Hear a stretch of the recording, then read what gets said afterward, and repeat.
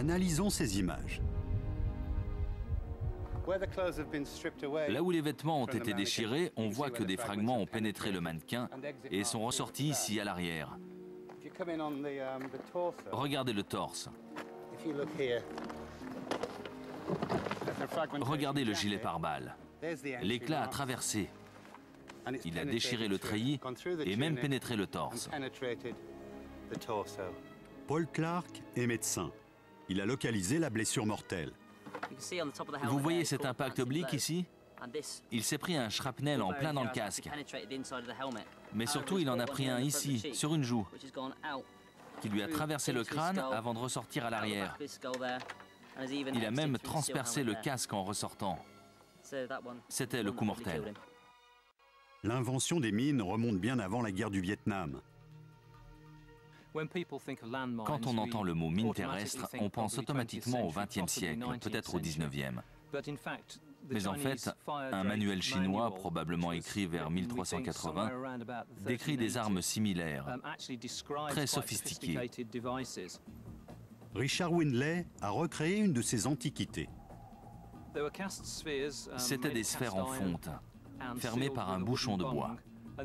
On les remplissait de poudre et probablement de projectiles divers. La fonte est un matériau très cassant. Dès que la mine saute, elle se fragmente et projette des éclats de métal brûlant sur un rayon important, en déchiquetant tout autour d'elle. En plus, l'explosion de cette bombe est impressionnante. La mine Claymore peut être déclenchée de deux façons, soit en marchant dessus, soit à distance. Les mines chinoises utilisaient les mêmes principes. Dans le même manuel militaire chinois, on trouve la description d'un outil de déclenchement à distance. Il fonctionne avec un poids, comme ici, et un dispositif d'amorce constitué par ce fil. Il pouvait être relié à une planche dissimulée au sol. Lorsque quelqu'un marchait sur la planche, cela tirait le fil et déclenchait le mécanisme. Les textes chinois ne sont pas très clairs sur l'utilisation de ce dispositif. Il semblerait qu'on enterrait la mine et puis qu'on faisait courir le fil d'amorce au sol jusqu'au contrepoids, en le dissimulant sous des feuilles ou des débris. Lorsque le fil est tiré, il libère un loquet. Ce loquet est en fait une languette sur le côté du cylindre. Lorsque le fil est tiré, il dégage le loquet et libère le treuil. Aussitôt, le poids retombe. La corde à laquelle le poids est suspendu est enroulée autour du cylindre. En tombant, le poids fait tourner cet axe très violemment, ce qui actionne deux roues crantées en métal qui vont à leur tour déclencher l'allumage. En tournant, les roues crantées frottent contre de la pyrite, provoquant des étincelles qui allument la mèche de l'explosif. Richard confie l'engin à Charlie Adcock, expert en explosifs. C'est la première fois que je manipule une ancienne mine terrestre chinoise. On va voir ce que ça donne. Je vais la remplir de poudre noire, qui est le vrai nom de la poudre à canon. C'est un mélange de salpêtre, de soufre et de charbon. On pense que c'est ce qu'ils utilisaient. L'équipe reproduit les mêmes gestes que les sapeurs chinois d'il y a 700 ans. J'arme. 3, 2, 1...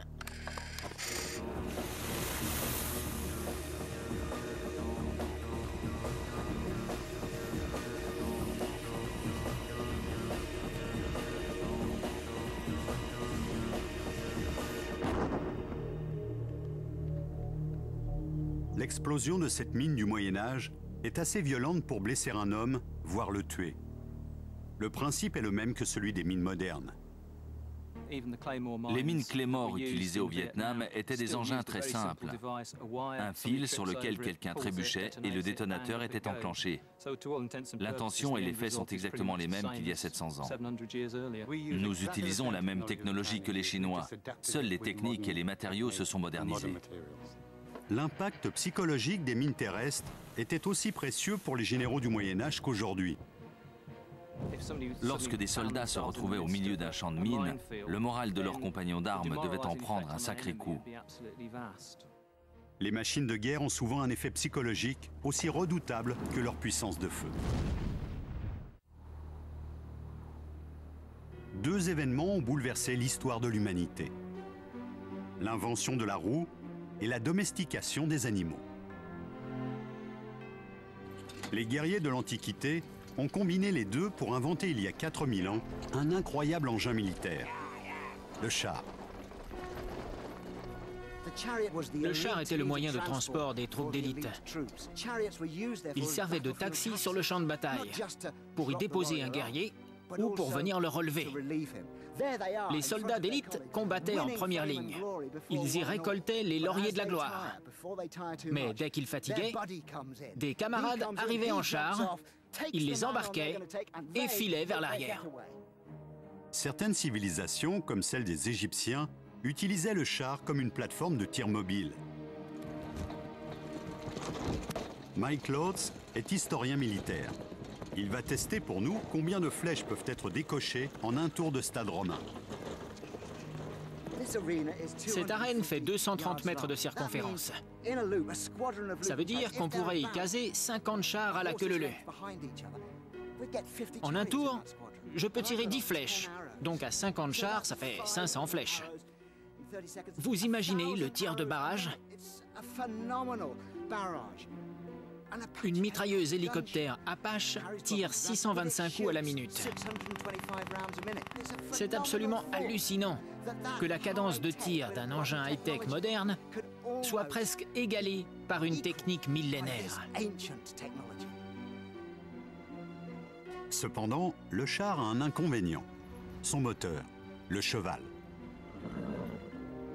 Même bien entraîné, l'animal peut être pris de panique au moment de charger l'ennemi.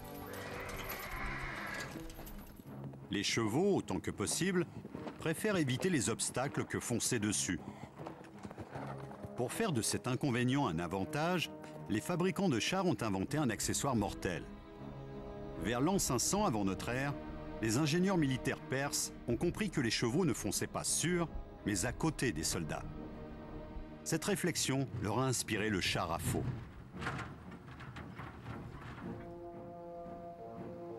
Au Puy du Fou, des experts en techniques militaires anciennes ont recréé un exemple de cette terrible machine de guerre.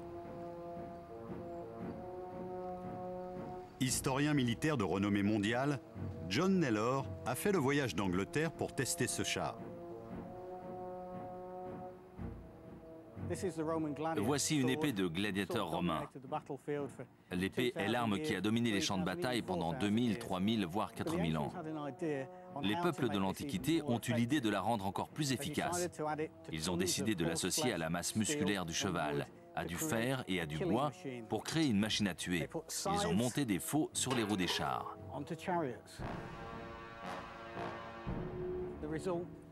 Imaginez deux lames d'1 mètre comme celle-ci, propulsée vers vous par une tonne de muscles à plus de 30 km/h. C'est une tondeuse géante qui se met en branle et elle va faucher les gens. Le concept est d'une ingéniosité enfantine. Puisque le cheval évite les soldats ennemis, les lames fixées sur les côtés du char les faucheront. Regardez cette faux, c'est véritablement l'arme embarquée du char. Elle peut trancher les jambes d'un homme. Ce qui lui donne sa puissance, ce sont les chevaux. Une masse de muscles et d'os qui représente à la fois un poids et une force. Le char à faux, c'est un marteau à angle tranchant. Tout à fait ce qu'il faut pour laminer une troupe de Macédoniens. On va faire un test avec celui-ci, histoire de voir à quel point cet engin est puissant.